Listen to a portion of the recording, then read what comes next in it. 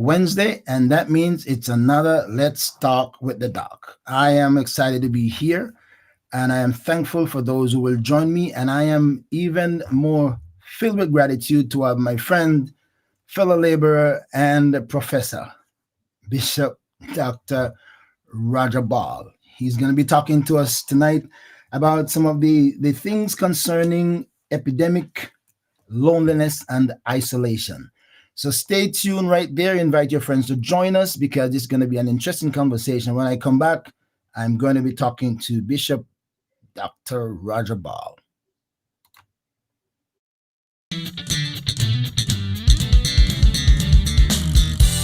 ORB Ministry presents Let's Talk with the Doc.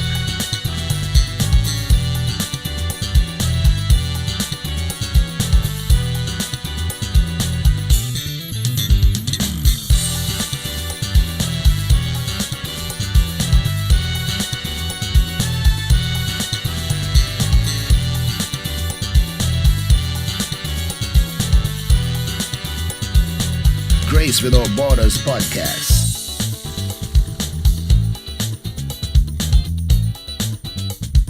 A thought for you.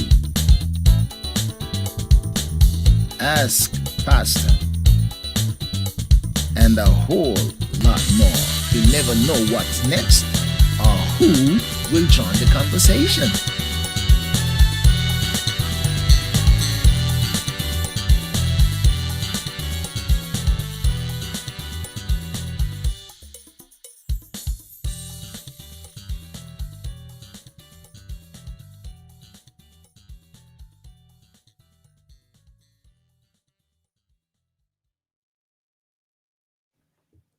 All right, my friends. So here we are back live, and I have with me Bishop Dr. Roger Ball, my friend and fellow laborer who has been laboring, toiling in the field, and has so many things in his portfolio. He covers a lot of things, not only the spiritual man, he's in the mental, psychological, and the spiritual, material, marital. He covers it all. So I'm glad to have Dr. Roger Ball with me tonight. I'm not sure which category he's going to fit in. Maybe he'll tell us which one he's using tonight.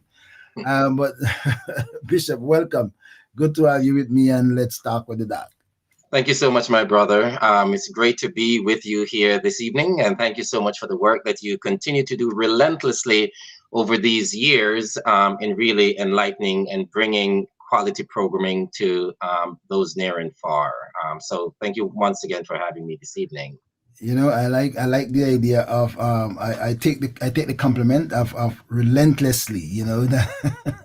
I am filled with gratitude that God has enabled me to do this and has allowed me to have people like you on my program to talk about issues that matters to people and how their lives are impacted. Tonight, we're not going to be talking about your story. We have done that a couple of times before, but we're going to talk about issues of how they are affecting the community and how are we going to identify them. So tonight, I have Bishop Ball. We're going to be talking about the epidemic of loneliness and isolation. I'm going to ask you to give me a little overview of that before we go into detail. What does that really entail? How do you give us a brief introduction to this topic that is so significant at this point? Yeah, once again, good evening, everyone, and thank you again for having me. To engage the conversation, and it is one that is extraordinarily relevant. If I should ask you or anyone, can you think of a time in your life, whether recently, pre-pandemic, decades ago, where you felt utterly alone and isolated? What was that like? What did that, what psychological state were you in? Who did you not have to call upon? How were your eating habits? How were your sleeping habits? How were your physical health? Were you praying still? Did you stop reading your Bible? Like, where were you? And there's a very good chance that people could swiftly recount not only where they were, what was going on, but some of the intricate details of it, because loneliness and isolation, nobody is not sure if they're lonely or isolated. You know for sure when you're isolated. You know for sure when you're lonely. And the research shows that it has very deep and lasting deleterious impact on the mind, body, and soul. Okay, so that's a good question about tell me when you were lonely or isolated. Um, yeah, that would be a tough one for me because I've never lived a life of loneliness. I mean, I've had moments when I didn't have my family around, but there were other people that I was connected with. So Yeah. isolation, I can't recall a time of being isolated. I know there was a time when I wasn't among people, but Mhm. it wasn't isolation. Um, Before we go into even further, how would you describe isolation in a synopsis? So, I'll say, okay, give me an example of isolation. I'm being alone by myself now for today or tomorrow or two Mhm. days. Is that considered Mhm. isolation or loneliness or Yeah, this the interesting thing is that, and it's a really good question that you're advancing here. So when you think of isolation, there are many types of isolation. There's physical isolation, which is what comes to mind first, right? One is Mhm. isolated. They're Right? removed from community. They're moved from physical space or geographical spaces.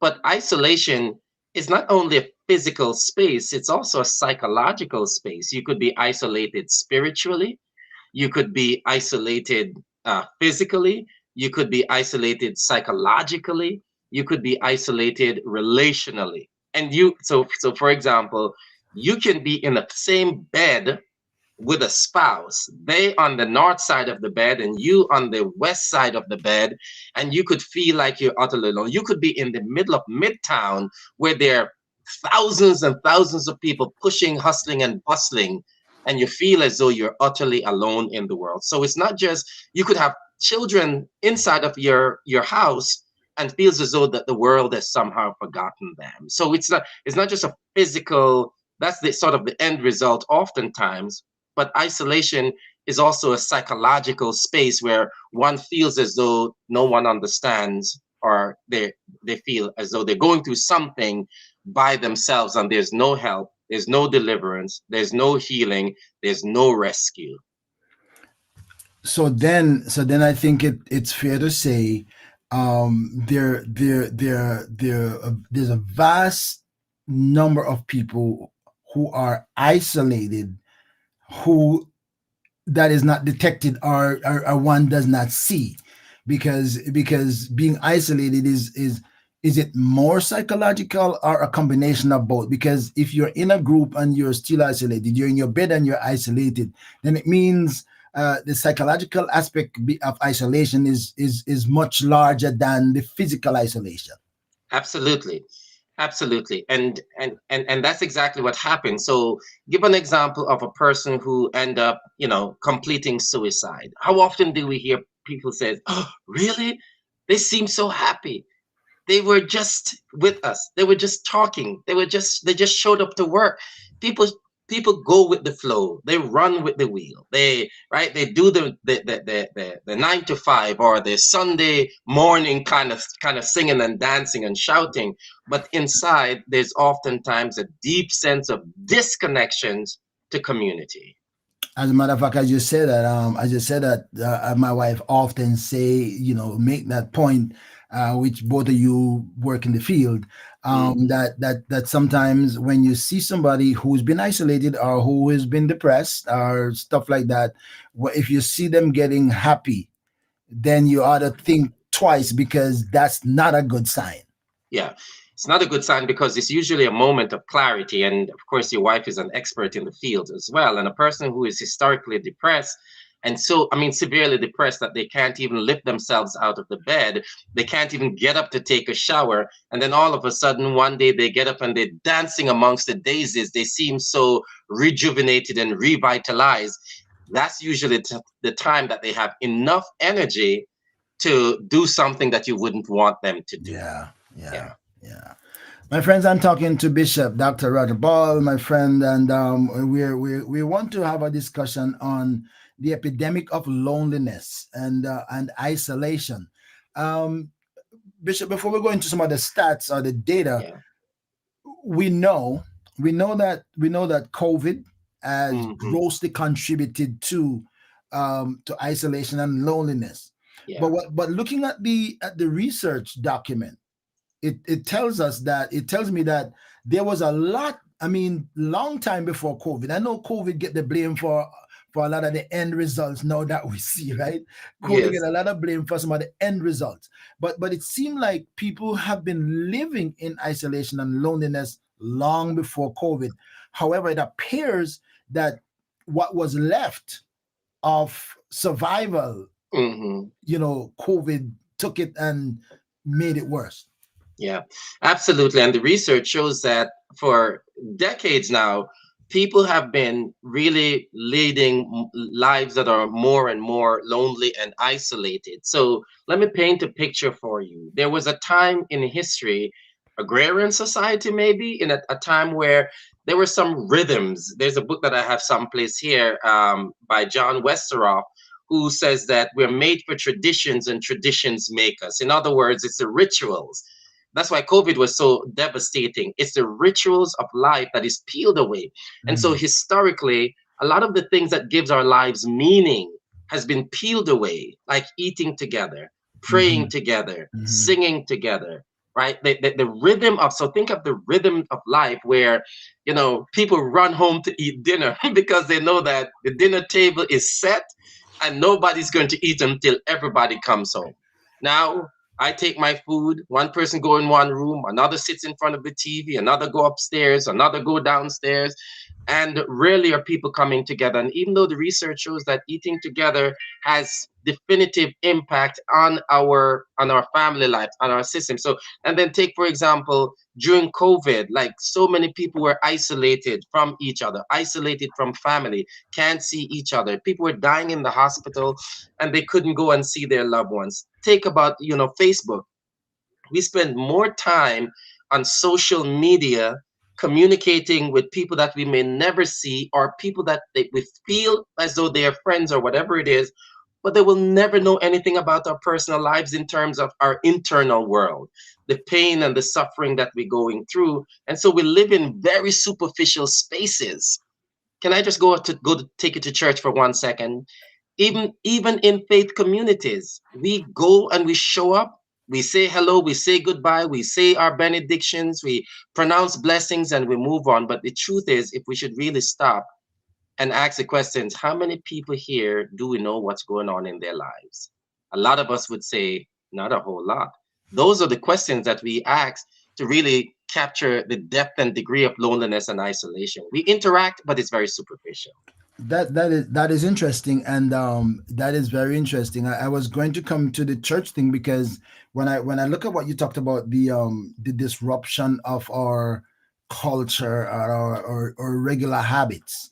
Hmm. I'm wondering from the pastoral standpoint, from the minister standpoint, how how do you see that changing the culture, the psyche, the the continuation of isolation, Hmm. um, of even the members of our churches Hmm. as a result of COVID, because COVID caused a complete shift in the social gathering, the interaction, touching each other, relating to each other, and now that we have gotten almost behind COVID, some people have not adjusted to before COVID. We're still living in the COVID mentality.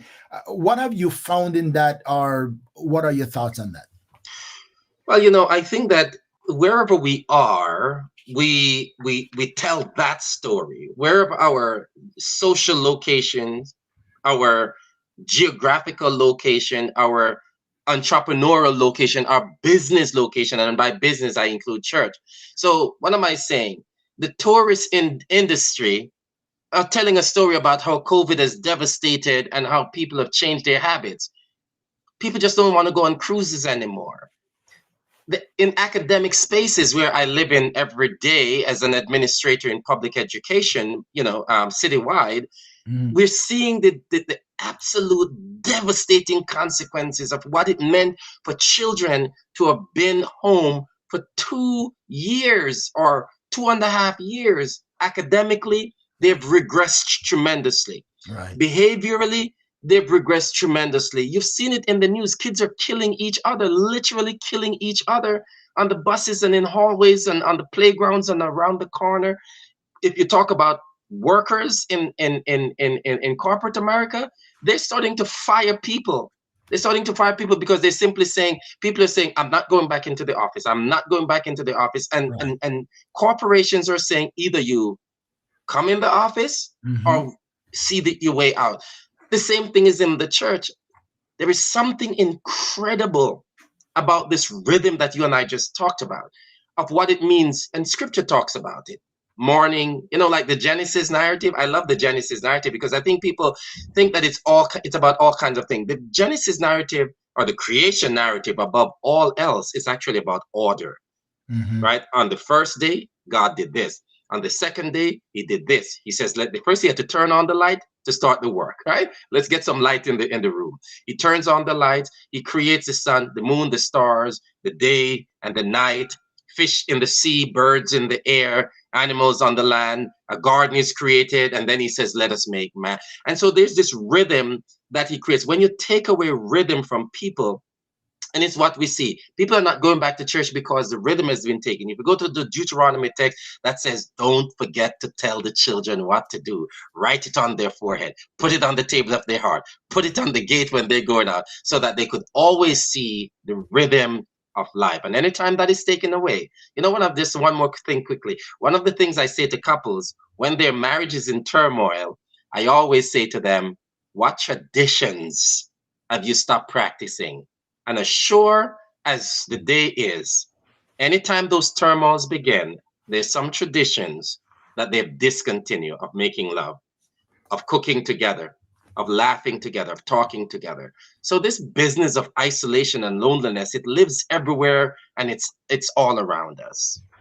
All right. So now we're gonna find out from Dr. Rajabal some of the um are there symptoms of that creeping in? Are there trigger points? Some of the things that trigger before we get into the slides to see somebody. Are there symptoms? What can we say? Create an alert Mm, when we say, okay, this thing is coming on, like a seizure. You mm. can sense something coming. Are there any signs and symptoms that we can say, be careful if you see these? Well, beyond signs and symptoms, and I could talk about those as well. Beyond signs and symptoms, the first question that I would ask, there are two questions that I would ask. One is an internal question and one is an external question. And the internal question is, what is the psychological makeup of the person? Where are they spiritually? Where are they psychologically? How vulnerable are they? What previous trauma have they been exposed to? What other tragedies have befallen them?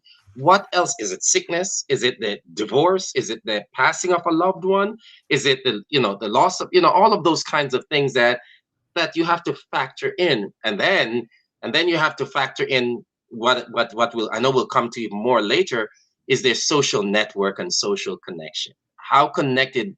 Who are they connected to? And what is the depth of those connections? Are they connected to faith community? Are they connected to their own biological family? Are those families in turmoil? Are they connected to work and social networks? So when those things are what we call risk factors, when those things are not sturdy, when the underbelly is not sturdy, then with the mental instability, or those internal or individual tragedies and suffering, along with some of those relational and social breakdown, then it's a recipe for disaster. And then we could talk about things like the physical isolation, the overeating or undereating, oversleeping or undersleeping, not connecting with others, not taking phone calls, not responding to text.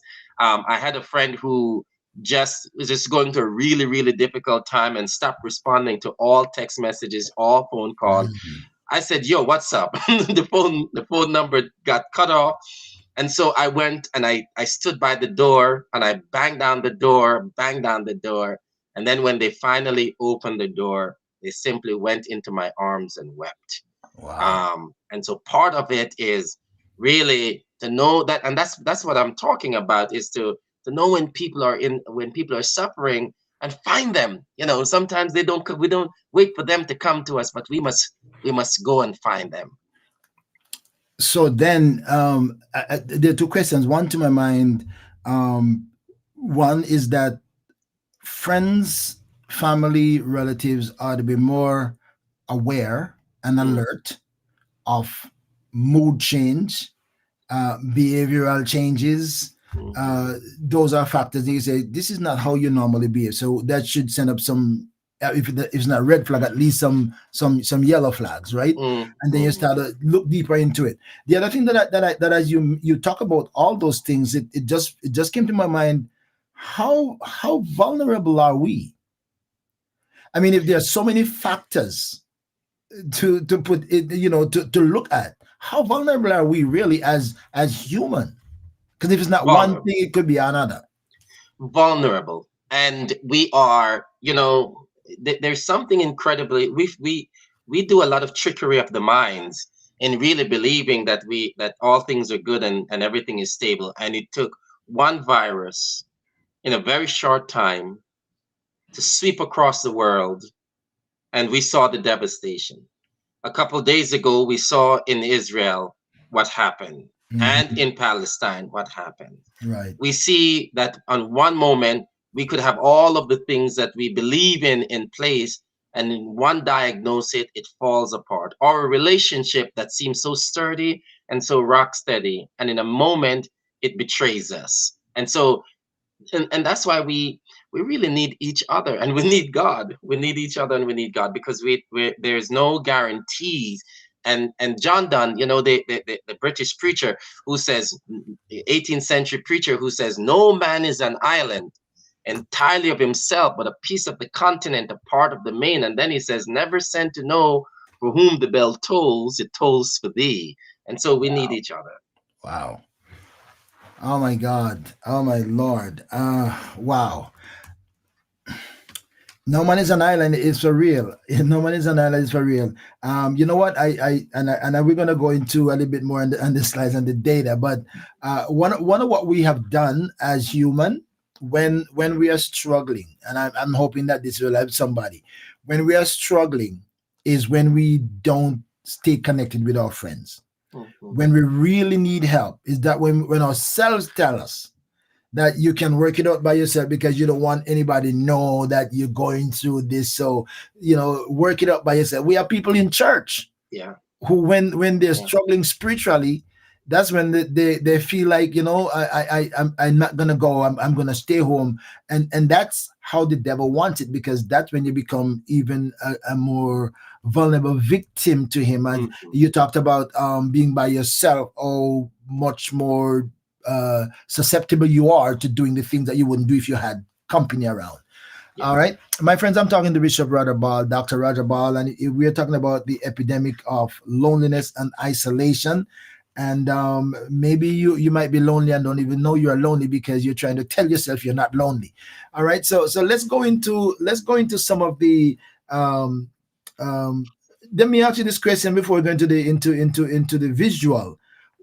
Which demographic, if you can say, is there a demographic that is mostly affected by isolation, social isolation, age group? Where would you say that the data shows who's more vulnerable? Yeah, it cuts across demographics. Really, it cuts across demographics. So, for example, um, it cuts across demographics. So, let me give you a couple of swift examples here. One, let's start with the younger age. Let's say a child who is in school, who the school environment is not welcoming, and the child feels bullied. That's a space where lots of loneliness and isolation is experienced. Hmm. Let's Hmm. talk about the teenager who is at a particular developmental stage, where it's a boy or a girl, and their body is not changing and developing at the rate of everyone else around them. They feel some kind of ways, they feel, or develop faster in some cases. They feel lonely and isolated, and feel a great deal of shame as well. Let's shift then to, let's say, young adults. young adults who believe that they should really be at a place. Carrie Ann Roberts, District 11. District Uh, 11 is shining. Shine on District 11.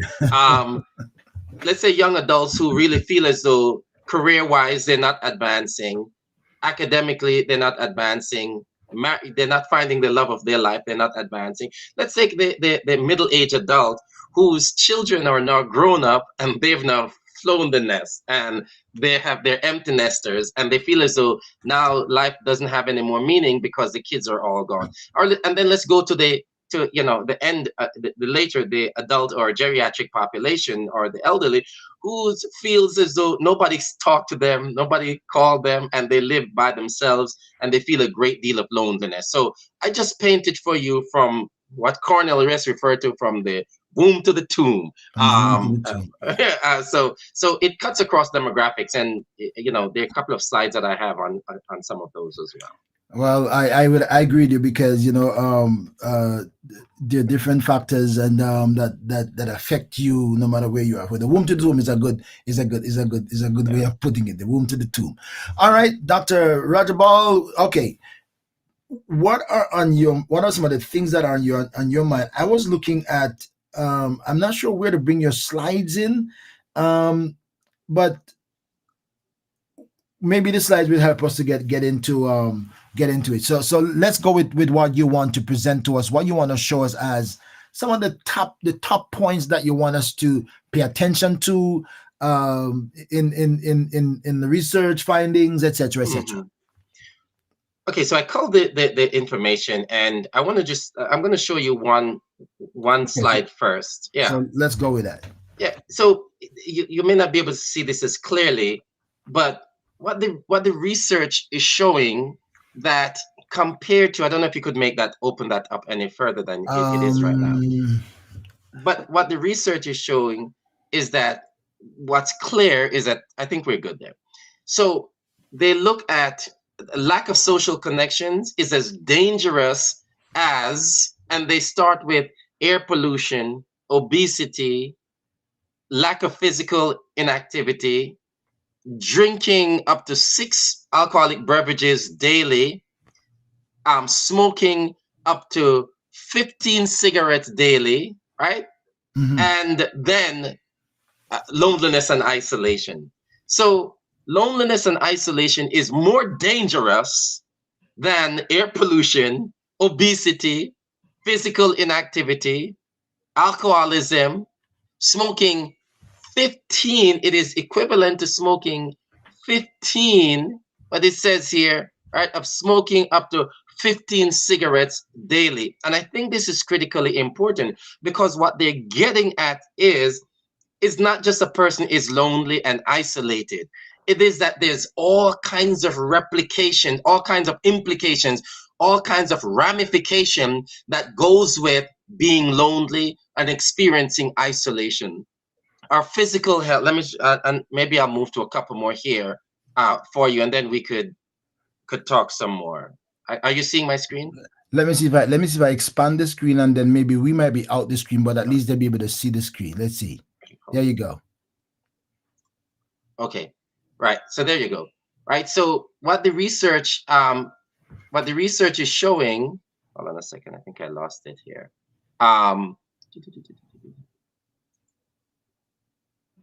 Not that one. Let's get ourselves back until you find it. Let's see.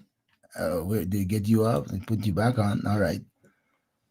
Yeah. So so these, for example, is let's stop sharing just for a second and talk through the first part about the cigarette piece, and then I'll go back to it. I need to grab that slide again. All right. Yeah. So what that is showing again is that there's a direct correlation that when we're lonely and when we're isolated, we begin to behave a certain way. We begin to practice life a certain way. We begin to take particular risk. So let's take, for example, did you know, like, men in particular, men who are single, men who do not have women around them, like sisters and mothers and significant others and spouse, they die at a much earlier rate. Why? Because they don't go to the doctor. Why? Because the types of food that they eat, and the kind of life that they live, we tend to burn the candles at both ends because we don't have community. Mm-hmm. Like when I had my first child, when my wife and I had our first son, I started driving slower. I started driving slower because now You want to protect your family now. that's right. By Not well, yourself, by yourself, you didn't see the risk. that's right. Okay. That's right. Now I know that if I get into a car accident and I perish, God forbid, then I'm gonna leave a child behind or a wife behind.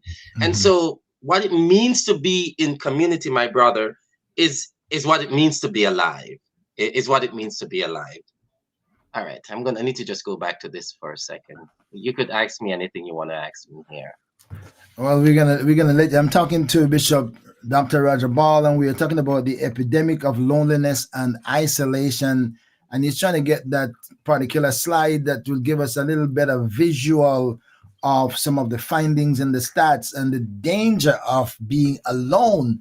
And we were talking about that earlier, that it is not God's intent that Mm-hmm. man should be alone. So Yep. so then even he, when I say man, I don't mean male. I Mm-hmm. don't mean male in general. I mean human being to be alone.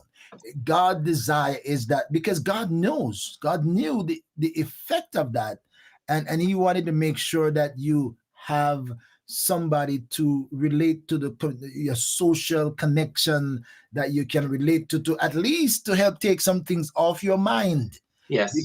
Because isolation, you can't get rid of the thing that's on your mind. It presses you more when you're by yourself.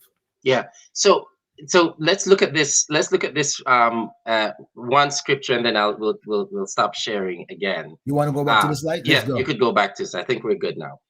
Think about this invitation, right? So God does an amazing job in creating, all the things in the garden and all the universe and Jupiter and Mars and Pluto and Saturn and the Milky Way and all of these things, galaxies that expand, infinitely. And then he created the garden, and then he created man. And then there he was, standing in the garden, and he's utterly alone. Nobody to talk to, lots of mangoes, lots of potatoes, lots of dasheen, lots of banana, but You, nobody. you're assuming that he was from Jamaica, right? You're assuming that. You had to have mango in that garden. I don't care what anybody say. If there's no mango in that garden, I, then I'm with you, and that's their region. That's their region, so I'm with you. that there have to be mango. What kind of garden would it be without mango? And there he was, my brother and my friend, and there he was, utterly alone. And Wow. so God said, it is not good, right? It is not good for him to be alone. It is not that, it's not even a conversation about sex or only about sex. It's a Right. conversation about what it means when a person lives and exists in a space with nobody to talk to, nobody to use as a sounding board, nobody to say I'm hungry or I'm feeling sad or I'm feeling alone, right? We need that. And so God, We need community, right? we need community. And so God says, let us do something about it. And so he called in the anesthesia, put him down, operate on him, and there she was. And he got up from his surgery, got up from his recovery, and he looked at her and says, wow, Wow. you are flesh of my flesh. You are bones of my bones. See that? How You beautiful are is that? that's right. You become, I'm seeing me in you. And so now we could really begin the conversation. And so think about that. I see you in me, and I see me in you. Think about people who are a part of community that don't feel any connections.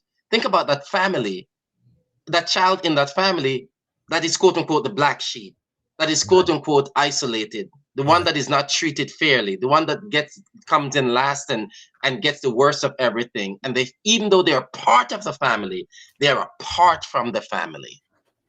Mm-hmm. You know, Mm-hmm. so critically important. We're talking about the epidemic of loneliness and isolation, and my guest is Bishop Dr. Roger Ball, and we are trying to cover some things with the little time that he has. And I hope he realizes how fast time moves, and So do you want to get back to that slide, or you want to, Yeah, continue? Do yeah. I want to give one more example. I want to give one more example you want to go about. back to the slide? Yeah, if you go back to the slide, I want to Okay. give I want to give two more examples about the loneliness and isolation, because I could, we could take different metaphors, but I If want you, to go if you, back. if you if you put out on slides, then we will get a bigger screen. If you put it on slides, right now it's just on your whole screen. That's right. I'll do that. There you have it. Okay. So I want to give you two, another case study here, and I'm not going to read the passage because we know the passage well, but I want to bring you back to the prodigal son, who my brother he's a bit of a rebel. He doesn't want to stay home. He has everything, that he has all the infrastructure in place, but he needs to explore the world. He's a Mm-hmm. voyager. Oh He's yeah. an explorer. Yeah. Right, he wants to see. He wants to see if the earth is round or if it's square, right? Or if and so what he does, he packs his bag, he takes his money, and he goes off. And what happens? Watch this. When he's out of community, where the rules are no longer in place, Mm-hmm. where only people he found are strangers that do not know about his religion. They don't Culture. know that, right? They don't know about his culture. They don't know about the rules of engagement. Right. And so all the training wheels are off, all the rules are gone, and he breaks loose. And what happens? He loses himself in every which way. He loses himself. He's removed from physical community. He's removed from emotional community. He's removed from moral community, and now he's spent. He's spent, and he has, right. And so he's removed from family. He's removed from friends, and look at what happens to him. Now he is lost altogether, and he doesn't reclaim his identity. He doesn't reclaim his senses and who he is until he says, I think I better Better go go back home. home. Go Better go home. back home. Better go Go back home. home. People says go home, pack your bag, go back home, so that they could love you and nurture you. But think about the people who go back home and there's no one there to Mm. receive them, because that's what's going to happen. The brother in the background said, lock the gate. So if Don't let him in. if it was that selfish brother alone, That's right. home would have meant misery. That's right. It's for those of us who have kids, and those out there who know what I'm talking about. Maybe you're that teenager or that young adult who you come in at 2 o'clock in the morning and somebody say, where you going? Where you going? You're not coming in this house, right? That father says, open the gate, open the door, let him in.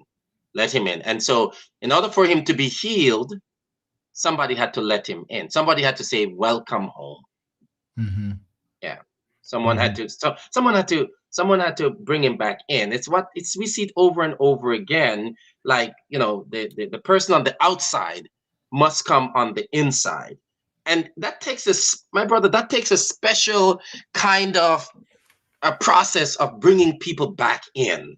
A person who has fallen from grace, a person who have lost their way, a person who have been excommunicated from community, excommunicated from their family because of their sexuality, excommunicated from family because of their addictions, excommunicated from family because of whatever shame that they brought on the family.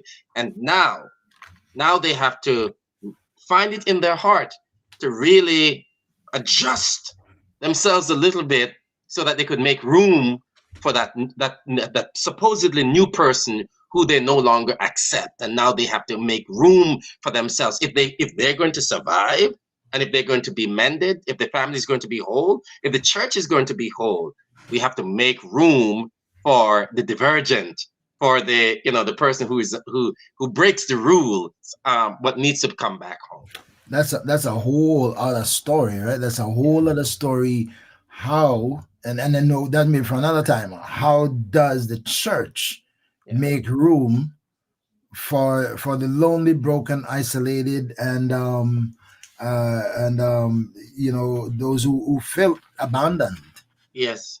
How does the church make room for that? That's a whole other story. But but I think now more than ever, now more Mm-hmm. than ever, the some people are not isolated by choice. Mm-hmm. Some people are pushed into isolation. That's right. Some people are abandoned Mm-hmm. and put in an isolated box, locked away.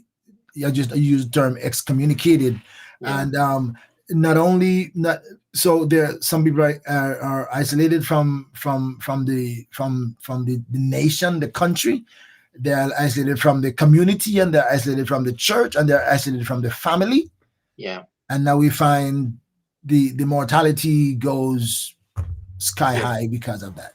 And they're isolated from their authentic selves. Yeah, well, that's true too. That's true too. One of the things that I do a lot of training, and in fact, I was training an entire district. Someone says District 11. I don't know what, when we say District 11, what we mean. If it's a school district, I do a That's lot a of, school district. I think that's what I I, teach there. so I train across, I know all the folks in District 11, the superintendent, the student service manager there is one of my former staff members. I know a lot of folks in D11, and most of the districts across the borough.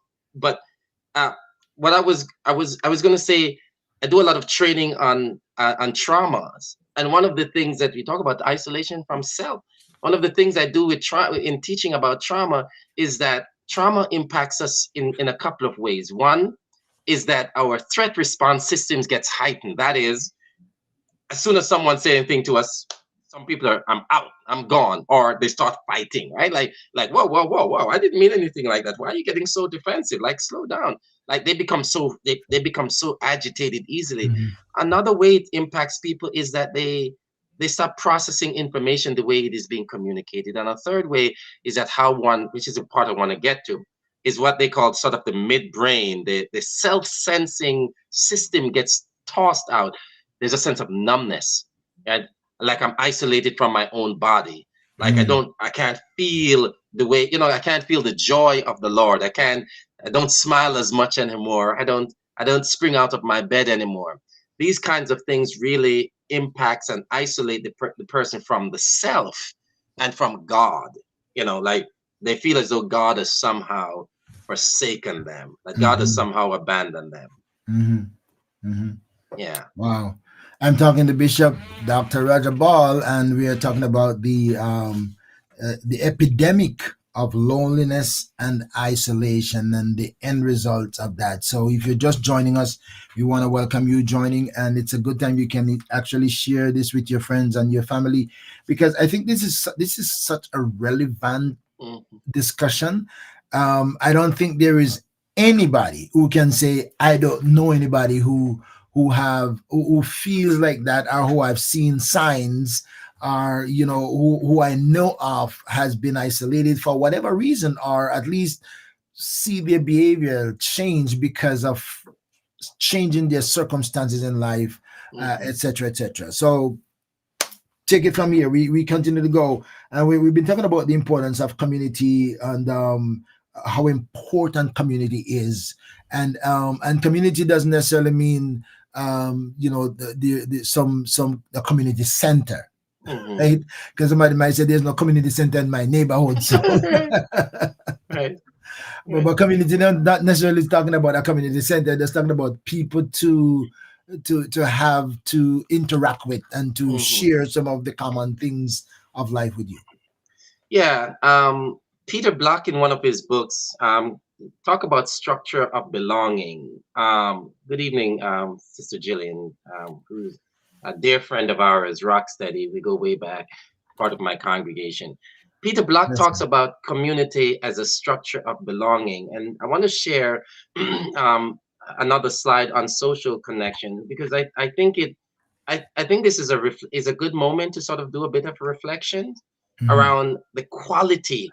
And so here's what we should talk about: the quality of connections. Okay, You so know, you ready for that? yeah, we could share it. The Yes, sir. quality of connections. And so when we're talking about the quality of connection, we talk about our social connection. We talk about three things. We talk about structure.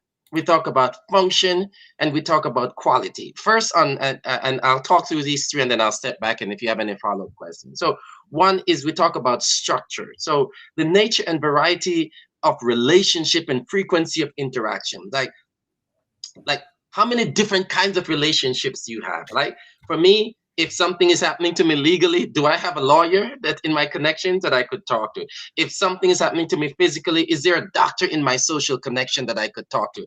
If I feel isolated spiritually, is there a spiritual advisor that I can talk to? Right. So the and am I how often am I connecting with those people? The frequency of interaction oftentimes is very, very important. So families who are isolated from each other, rarely see each other, rarely talk to each other, those that's important. And then the second is the function. What am I getting out of this relationship? The degree to which the relationship serve various needs. Again, what I mentioned before, my spiritual need, my psychological need, my physical need, my emotional need, right? My existential need, my spiritual need, right? Like how meaningful are those relationships? And then the third is the quality of those relationships. The truth of the matter is, my brother, is that some relationships deserve a proper burial. Ah. They're just not life-giving. They're just not life-giving. They cost you more than you could afford. They take a toll on you. They stress you out. When you see that phone ring, you says, "Oh boy, Oh here we go. Lord, Oh oh Lord Lord, of mercy. let me sit down to take this call." Yeah, like or let me put it on silent, or I can't, not today, So, not so, today. so, so some calls bring you more stress and make your day worse. Absolutely, more anxiety, but it's the quality, right? The Talk quality. about toxic relationships, and why do we get, and toxic relationships push us more into isolation and loneliness, because you feel as though you're a part of something that you're not getting. It's a one-way street. You give and you give and you give and you give. You feel used, you feel abused, you feel, used up. You feel as though, it feels like the person is just taking you for a ride, and you're not getting anything out of the relationship, and then you feel lonely and isolated. And again, as you talk about that, we're not doing marital counseling, but that's one of the big issues Yeah. in marriages that cause people want to get out of it because one person is giving so much, there's no reciprocation. They feel like, okay, I'm giving, giving, giving, and I'm not getting it. I'm being used, and I'm tired of being used. Yeah, yeah, yeah, absolutely. And it's this high time where we should be able to say this relationships, like what's in how am I benefiting from these relationships, and what's in it for me? How is it bringing me joy? Is it reciprocal? Is it reciprocal? Do I get back something that takes me out of that alone, Hmm. that place of loneliness and isolation? Again, the important point I want to make, my brother, is this here. And if I go back just a little bit here, I want to go back just to this slide here. So some of the key findings, watch this. Chronic loneliness and social isolation can increase the risk of developing dementia by approximately 50% in older adults. Wow. So people who are not talking to each other get dementia. Hmm. Watch, here's another point. One recent study on community violence showed that increase in social connectedness was associated with a 21% reduction in murder and 20% reduction in motor vehicle thefts. One has nothing to do with the other. But what Wow. does it show? When people are connected, they're less likely to engage in maladaptive behaviors, criminal behaviors, right? Sinful behaviors. Let's look at two more here. The involvement and support of family member has been repeatedly shown to improve disease management and the health of people with type 1 and type 2 diabetes. Hmm. I mean, I mean, think about that. Adults across the globe, across the globe, the rate of their social relationships, particularly with family across and close friends, as they say that this is the most important source of meaning that they derive from. So we could spin this, we could swing this in any direction. Mental health, physical health, dementia, criminality, wholeness. When we are connected into community, right? When we're connected into community, we're more likely, watch this, we're more likely to do God's will. Mm. We're more Wow. likely, we're more likely to do God's will. We're more likely to be better husbands and wives and sisters and brothers and members and leaders when we're connected authentically. When as the chair says, we want to go where everybody knows your name. Everybody When knows their name. that's right, you're more likely to live longer lives. You're more likely to go to the doctor, right? You're more likely to eat better food and all of those good things. That is really interesting. Are you finished with that slide? Yeah, yes, we That could. that is that is really interesting because oh my God, it comes back to my question that I asked earlier. How vulnerable are we? Because um, and how knowledgeable are we about how our lives are impacted in so many ways, and even our health. Because I think there are a lot of people who died during COVID and Mhm. post COVID, although we're not completely post COVID, a lot of people who have died post COVID, and people are wondering how people just keep on dying, dying, dying. Um, you know, I've seen. Maybe you've heard this and you know something about this. We have seen more young heart attack, Mhm. fatal heart attack, recently Yeah, than we have ever yeah, seen. yeah, We have seen maybe more diabetes, more diabetic diagnoses now than ever. So yes, you're saying, and maybe you can just repeat that a little bit because this yeah, might help somebody to know. Listen, if you when you isolate yourself or when you're being isolated, it doesn't only affect your company or yeah, you're preventing from having company to relate to, but it is yeah, to a greater extent yeah. is affecting your physical health. That's right. And I think that's a key that I really want for your listeners to walk away with here. This conversation is not about, oh, you feel alone and nobody's talking to you. This is not that conversation. I think that, I wish if I had someone to talk to, like that's not this conversation. This conversation is about the tragic impact and consequences of protracted being alone, loneliness, and isolation. This conversation is also not about not having a husband or wife. That is not this conversation. This conversation is about the absence of deep and meaningful human connections. Hmm. And different people find them in different places. Some people may find it on the jobs. Some people may find it in social gatherings. Some people may find it in immediate and extended family. Some people may find it in all, in their tennis club. Some people may find it on some, you know, AA group or some, Al-Anon group or, some book club or whatever it is. But the conversation here is that what the research shows clearly, my brother, and to you listeners out there, is that in the absence of deep and meaningful relationships, instead of having a glass of wine, a person is going to down the bottle. Instead of, instead of thinking about someone messes with you, instead of thinking about all the family and the social communities to which you belong with and who you're going to have to answer to, now you're really gonna do some damage. Or when you're feeling sad and depressed, instead of thinking about, I teach currently, I teach at Fordham University, and I teach suicide assessment, diagnosis, and treatment of suicidality at Fordham University.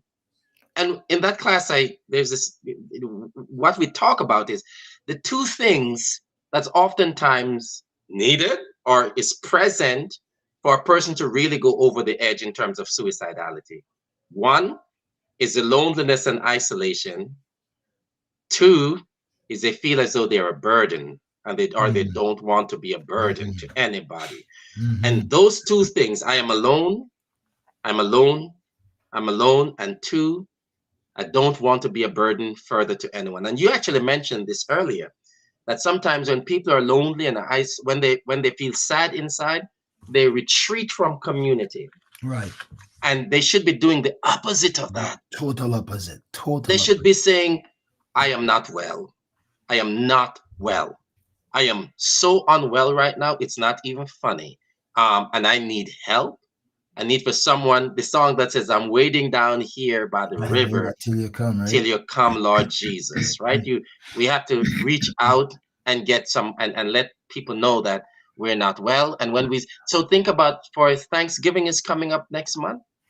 And whilst we're trimming our turkey and putting it in brine and we're making our stuffings and doing our shoppings, there's going to be so many people out there who will sit on the edge of the bed all alone and will say, I have no one. Is Mm-hmm. life really worth living? And so, one simple thing that all of us can do is think about at least one person that's in our orbit that we can say, I would like to invite you over for Thanksgiving dinner. Let's pass the day together to stem the loneliness. So, that's one simple thing we could do. Wow. And this conversation could go on for a long time, but I realize that Dr. Ball has another meeting soon to come on in. So um, I, I know he's got to squeeze a time in for me, and I know this is a big issue. I'm going to have some more people coming on to discuss some of these other issues and suicide prevention, etc. We have a lot. I have a lot. The rest of this October, I have some people going to be talking about some of these issues. So, Dr. Maurice Castle is going to be on 2 weeks from now. So we're going to have a lot to talk about. But something that you talked about here, what would you say to somebody who say, well, I just like to be by myself, That's right? a good Because question. we hear that a lot of time. I like to be by myself. How would you instruct, admonish somebody that it's not the best thing for your health in general? Yeah, that's a really good question. So, here's my question, right? So, the question if I'm doing an assessment, I would ask questions like, what, right? So, a person could be alone and be at peace. They lead very healthy lives. They are happy. They are contented. They'll tell you, when I put this pen here, there's I don't want nobody to move it. So if I leave it from 23 right here and in 2024, it's gonna be right there. Nobody to come bother me peace. Right? Okay, It says all right. nobody to bother. And that person, they go to work, they come home, they're happy. They are psychologically they're built for that. Mm-hmm, mm-hmm. And in fact, the opposite may cause them more trouble. So those persons are good and they should be good. I'm sure that if you ask them, you'll see they engage and they disengage, right? They move into social spaces, but they move back into quiet spaces. And sometimes they have a small group of you know, close allies, friends, and that's the orbit. That's the boundaries of there. So if they are not engaging in all these maladaptive, they're not lonely and isolated and depressed, then they're good and they should keep on doing what they're doing. So it's two different things. A person could be live alone or have very small circle of social groups and they're just fine, you know. Wow. I wish we could continue this for much longer, but we got to get a few more minutes out of the bishop before. Now, and some of these slides that I have here, and maybe those weren't pinpoint on your presentation, but I see it says, "How does social connection influence health?" And it was talk about the social connection, the components, the biology, the psychology, the health behaviors, and all these outcomes process, outcomes, etc. I don't know if that's part of your slides that you have there, but maybe you can give a little bit of synopsis on that. Yeah, we talked a little bit about that. If you want I, to I know we just I know we were kind of covering yeah, some of that in the process. yeah. So look at and we don't have time here to talk about this, but there was a study that was done in the 90s that's called the ACEs, the Adverse Childhood Experience Study. It is one of those the most consequential studies that has been done in recent times. And what we did is that we went back and looked at those who had like some particular experiences as children. Like for example, and I'm going to want to make a quick point here. For example, physical abuse, sexual abuse, psychological abuse, physical, psychological abuse as well. the incarceration of a parent, substance use amongst the parents, domestic violence within the home. About those, I may miss one or two. But what the research shows, my brother, is that the more of those experiences we had in our families of origin, Mm-hmm. that it increases significantly how long we live. And it includes things like mental health struggles for the rest of our lives, substance use and abuse, depression and anxiety, suicidality, all of those things. And you know when they happen? All the way back in our childhood. And what the research shows is that those things oftentimes travel with us. Loneliness Mm-hmm. and isolation is like that. And if you share the screen one more time, I'll just make this point here. So here is what they're saying, that lack of social connections as an independent risk factors has impacting things like you mentioned it, heart disease, hypertension, cognitive functioning, depression and anxiety, diabetes, suicidality and self-harm, infectious diseases, right? Substance use and abuse. That it cuts across, mental health issues, it cuts across physical health, it cuts across relational health, and finally, it cuts across spiritual health. And there's one slide that I did want to show, which I think it So captures. what is It captures. There's a video there. It captures for us. This. I just want to go back one. Let's see. I think I have it here. This one here, that I want to anchor in on. I want you to think about passage where it reminds us that if one sheep goes astray, I don't know if you remember that Luke passage Mm-hmm. about the, It left the 90 and 9 that were that's safe, right, and then yeah, we know that right, verse. right, right, right. The 99 is left behind. I'm thinking about the one about the prodigal son that I mentioned. I'm thinking about the one about the lost sheep. I'm thinking Mm-hmm. about the lost coin. Mm-hmm. All of those three divisions of passages tells of one thing and one thing only. Two things. One, being lost, being alone, isolated, removed from community, removed from traditions, removed from rituals, removed from love. And then what? And then the Herculean effort that is employed to go and find the coin that is lost, to go and find the sheep that is astray, to get that boy, that girl who is on the outside to come back on the inside. The Mm-hmm. whole journey of our human community is to bring people on the inside who are on the outside.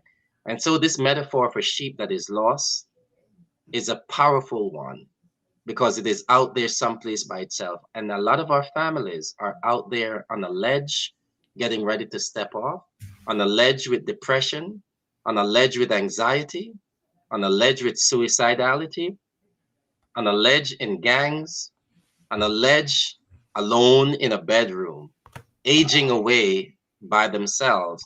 And so the work for all of us is to get a very high pitched flashlight and Mm-hmm. begin the search so that we may bring people in, whether it's Thanksgiving or it's Christmas, whether it's on a boring Wednesday or an exciting Tuesday for us to raise serious question about who are the people that are outside of community that needs to come back in. And that's not very hard. You don't need to be a psychologist, a psychiatrist, a social worker, a pastor. You just need to love people to see when they're isolated and ask them, how are you doing? And not just say how you doing and keep walking, but stop and say, no, really, how are you doing?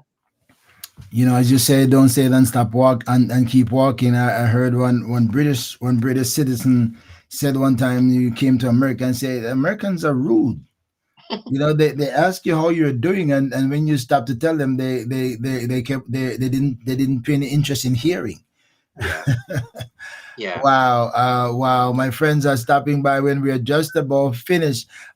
Bishop, we're gonna ask you one question. I know you're running out of time, but On um me. the survival, they said data across 148 studies with the average of 7.5 years of follow-up suggests that social connection increases the odds of survival by 50%. Yeah. That Yeah. is no joke. I mean, 50%? Yeah. Yeah. Because that's what the greatest intervention for human beings. I talk about this in trauma informed work. The greatest intervention for human beings outside of Christ is other human beings. Is other human. I'll tell you a quick closing story, my brother. Years ago, I was a much younger man. I was on the Garden State Parkway. I was driving to work.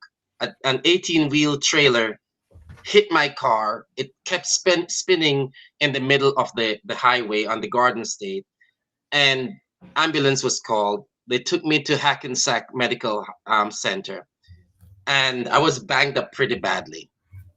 I called. I told my wife. I said I'm in the hospital, and I was pretty banged up. The car was all messed up, and in an instant, it is as though they emptied the entire Bronx and Westchester, because in an instant, my brothers and my sisters, my in-laws, everybody, it felt as though everybody drove across the GW bridge just for me, Wow.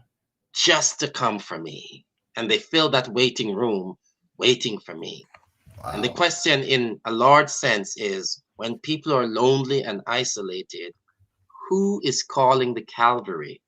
Who is coming for them? And if some people wait, they could wait for now until nobody is going to show up. And so, for all of us, for me, that metaphor of being stuck in a hospital and seeing how the Bronx and Westchester was emptied out just for me is a reminder that all of us need, for somebody to call for reinforcement.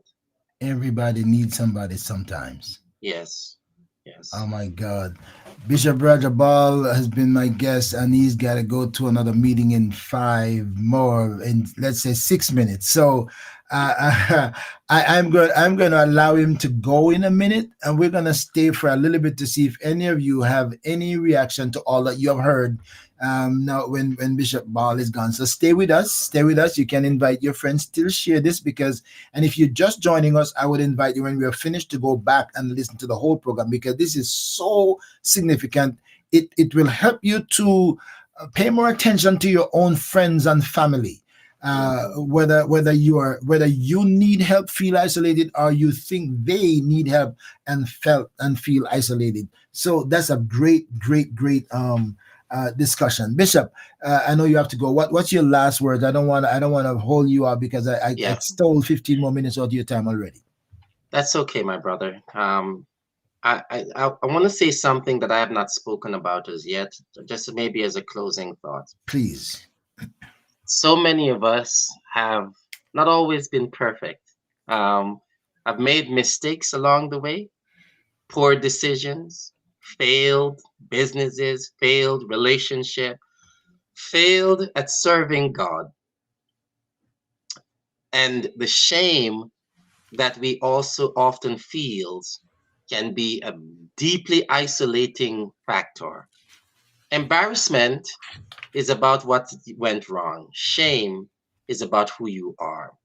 And I want to invite you tonight to offer yourself some grace, to, you know, bend down and brush your knees off and say, I'll try again tomorrow. Or I made a mistake, but I'm good for another day. I'm good for the fight. So don't be so hard on yourself. Don't be so hard on the person next to you. Don't be so hard on the person in your orbit. And the person who is, maybe you put them in a corner by themselves. Maybe I'm going to ask you, how long are you going to leave them over there? At some point, you should say, get up and come. Let's talk a little bit more. We need grace. We should give it to ourselves, and we should give it to each other or to the other, because in the end, that's exactly what God did when He says, come, let us sit down and let us Hmm. reason together. Though you're messed up, let's reason together. My friends, take care of yourselves, take care of your family. These are difficult days. God bless you. As you're going, I'm writing another book, right? I'm writing, and the title is "Don't Judge Me by My Scars or Hold Me Hostage to My Past." Hmm. And there's a section in that I call the scars of conscience. Mm, Scars of conscience, and that's kind of what you're talking about there. yeah. Man, listen, thank you for joining us, my friends. You're gonna stay with me to see if we want to talk anything and have any Yeah. input based on what you have heard, because the bishop has to go on to other things. So stay there with me, Bishop. Thank you for joining me. I welcome you anytime. This conversation can continue anytime. You know that. Just let me know if you have another burning topic you want to address on this. Just give me a shout out. We leave an opening for you to come in. Absolutely. I'm happy to come back, my brother. I know that it's been a long time coming, and I appreciate you. Can I just say one more time, thank you so much for the work that you're doing and these relevant and amazing topics that you're bringing to educate, to inspire, and to uplift those in our community. You're a beacon of light and hope for all of us, and I want to encourage you to keep on keeping on, as the old timers would say. Thank you, my friend. I do appreciate it. God richly God bless you, bless you. my Give a brother. shout out to your family for me. Same over there. All right. Blessings. All right, my friends. So here we are. Bishop Rajabal is gone, and we are still here. So, is anybody want to? Do you want to make a? What are your thoughts on what you heard tonight? What are your experiences in some of what you see happening around you? Is anybody can say, I I feel lonely sometimes. I've seen lonely people. I have had concern about people who have isolated themselves, and we have seen the effects of that on their lives. Is anybody can say, I am aware of that? Anybody want to make an input on that? Yeah, okay. Let me second put your chat up next to me so I can see that. Let's go from here. Anybody wants to have anything to say on this? I'd love to hear your input. Um, what are your thoughts on that? We've covered a lot of things. I personally didn't. Well, I mean, I know being isolated is never good, but I didn't know to the extent that lack of social connection, lack of social connection could actually take away 50% of your life. Something that we didn't cover within this conversation about the epidemic of isolation, loneliness, and isolation. It affects your health in so many ways. People have developed obesity, they become obese, diabetes. They start to take more risk. They don't take care of themselves. They don't go to the doctor. They don't make do checkup, and as a result of that, people the mortality rate gets extremely higher. And sometimes people are lonely and don't even know that they're lonely. What are your thoughts on that? Just say, I don't feel like mixing up with anybody. I just feel like staying by myself. As the bishop says, one could be healthy in doing that. But on the other hand, the vast majority of people are isolated for different reasons. For different reasons, not because they don't want to have any interaction, but because their lives demand it, and say they're more comfortable being by themselves without anybody to harass them or have to meet any standard or fit into any group setting.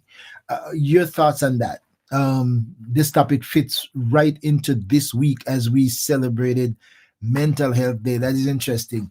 It's eye-opening as we can be in a crowd and still. That's a big point. That is a big point, Pastor Tony. And That's so interesting because loneliness, as we heard in the discussion, that doesn't necessarily mean that you're by yourself, because loneliness also comes from the psychological part of the man. And so before the physical loneliness, the psychological loneliness comes in. How do we, well, you're not psychologists, maybe you're going to tell us how, but give us your take, anybody, on that. Well, here that those topics are so relevant and timely. About 3 hours ago, I was having a conversation with a friend relating to isolation, loneliness. However, I did not know of those staggering statistics. Amen, pointing to the link between loneliness and disease, murder, etc. And that is a good point of note, because it says it affects everything. More car theft, more murders, more robbery, more everything happened out of that loneliness and that um, isolation.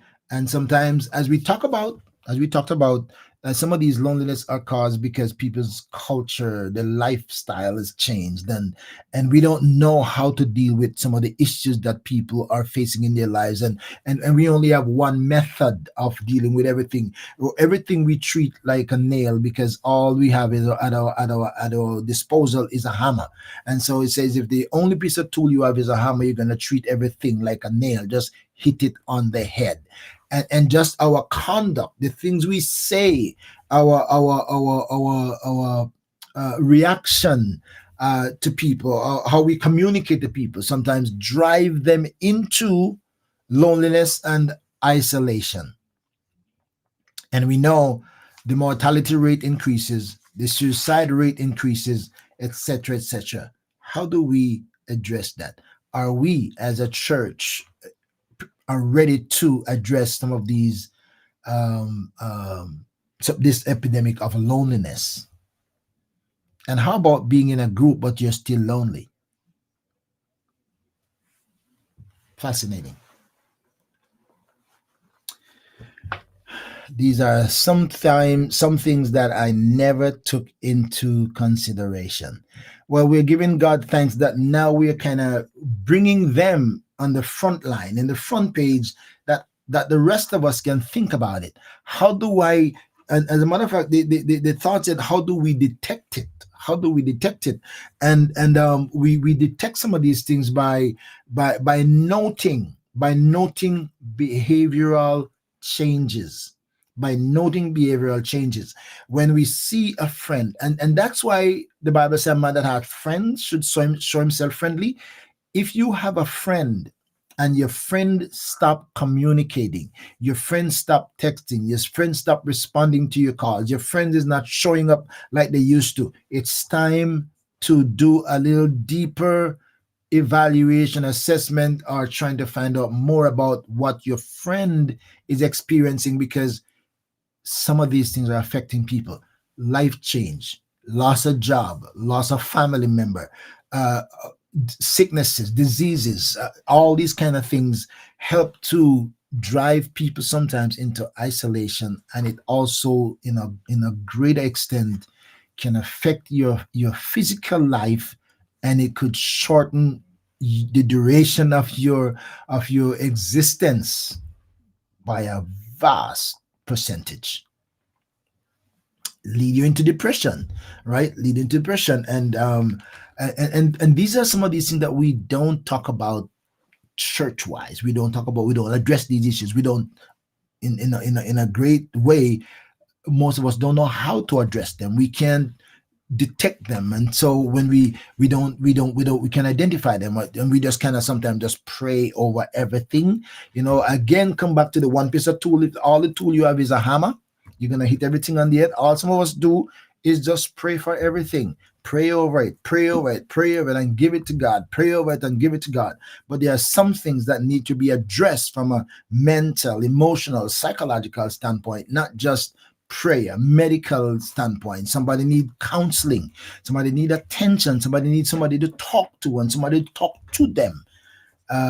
We should pray and then find the other steps, because sometimes the healing, and we address the issue by a combination of not just prayer by itself, but by prayer and works. Amen. Show me your faith, and I show you my faith by my faith and my works. I give the best result by faith and work. Faith without work is dead. Work without faith is dead. We're going to get the best result when we combine them both together. Be kind. Be kind. Lord of mercy, I with you. Be kind, not only in word, but in deed. I couldn't agree more. I couldn't agree more.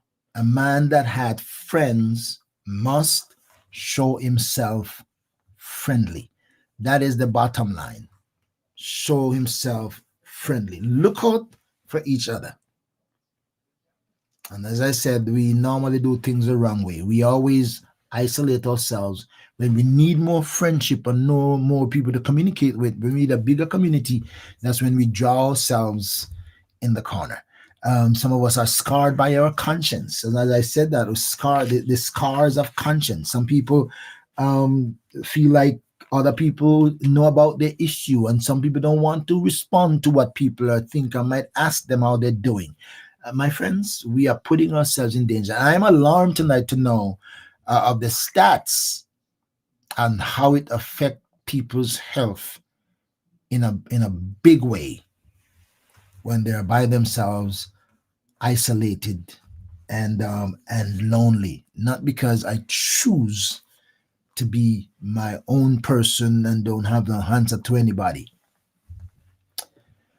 How is everybody doing? How are you doing, my friends? How are you doing? Are you okay? Are you feeling good? Are you beating the odds? Are you happy? You maybe not gonna post it in here, maybe not gonna type it because you don't want other people to know how you're feeling. But my prayer is that we're all doing good. I want to thank you for joining me. If nobody have any greater input, any other, not greater, but other input into this, no other questions, no other thoughts. Does anybody know somebody who loneliness has affected their lives in the worst way? You're not gonna give name, but you said, do you know of somebody whose life has been disrupted in a serious way, and we kind of find out after the fact that they didn't have friends and they weren't um, being looked for and communicated to. Absolutely, 100%. Yes. Thank you, Sister Elaine. Thank you, everybody.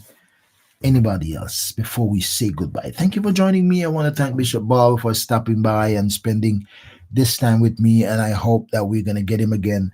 In another couple of weeks, I'm going to have Dr. Maurice Castle is going to be with me on, let me see when he's going to be here. He's going to be here on um, next 2 weeks time. He's going to be here on the 25th. I'm supposed to be having next week. I'm gonna have Minister Owen Dyer, who does the devotion on Facebook. He's been doing that for a while. The morning devotion on Facebook, and I'm gonna have him next week. And the following week, I'm gonna have Dr. Maurice Castle, and the next week after that, and the next week after that, the first, we're gonna have a discussion on the Truth Matters panel. Will be back on the 1st of November, and we're gonna be talking about how to detect and how to suppress or get rid of the spirit of Jezebel in the church. That's gonna be a big, big, big panel discussion on November 1st. So mark your calendars, my friend. There is a lot coming up on Let's Talk with the Doc in the next few weeks. And by the way, if you have an inspiration of the Lord speak to your heart and you want to support this ministry, please, please, please email me at orbministries@gmail.com. We would welcome your support so we can keep this going and be a source of inspiration and help to others as we go through this time together. We'd love to have your support, all right? And your prayers and your other support, all right? We do have a lot of work to do, even in churches. God help us, because the church is the most, what's word I want to say? The most ineffective, if I could say. The church is the most ineffective in dealing with issues that are mental, emotional, psychological. We deal with the spiritual things and we beat on them and we pray about them, pray, but we don't address them as they need to. We gotta remind ourselves that the man is not only a spiritual being, he's also a physical being. And so to deal with the man from a holistic manner, we can't only deal with the spiritual aspect of the man, we got to deal with also the mental, emotional, the psychological, the whole man.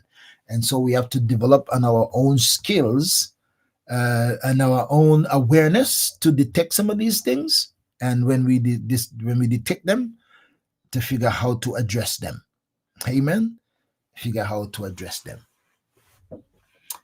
Church not operating as a hospital. Yeah, well, it should be. It should be a place for healing and recovery, not only spiritual. And I know some things we can't handle, but we ought to be educated enough to know when to refer somebody to something else.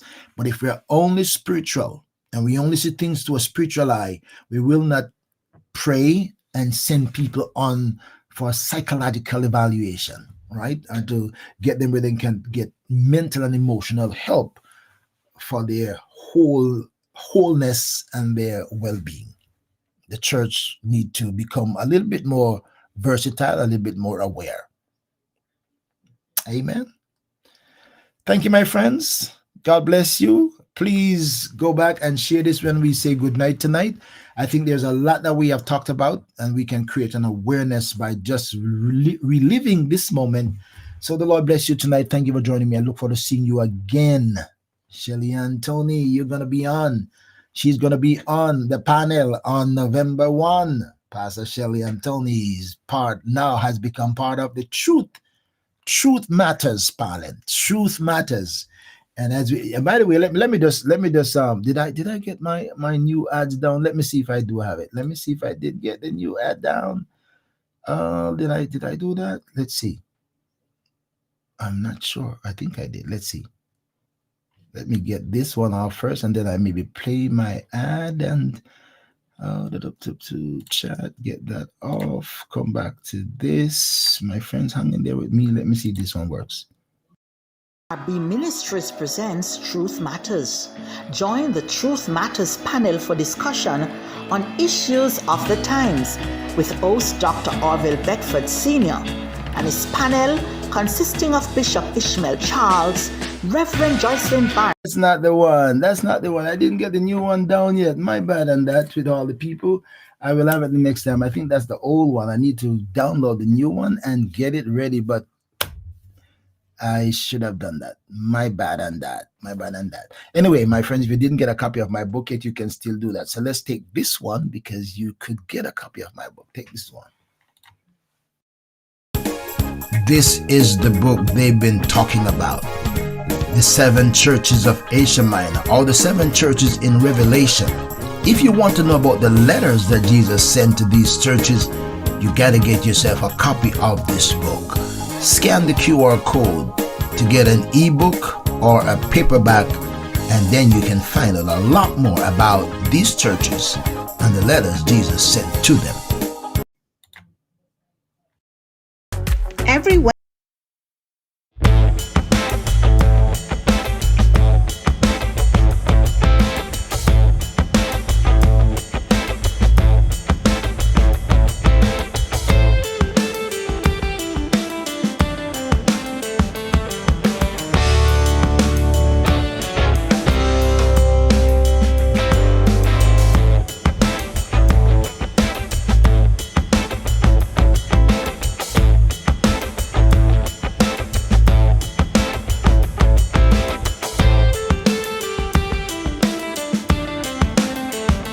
Twitter. What's your story? Everyone has a story. Do you want to tell yours? Stories are inspirational. Maybe God wants to use your story as a life changer for someone. But that will never happen unless you share it. Not only that it could be a life changer for somebody, but it could also change your life as you release yourself. Let it go and get rid of it. Tell it to somebody and change somebody's life. It will never happen unless you share it. Do you want to share your story? Email orbministries@gmail.com and let's talk with the doc. Heaven will record the lives you have impacted and the lives you have changed. Are you ready to share it? Let's go. Let's do it.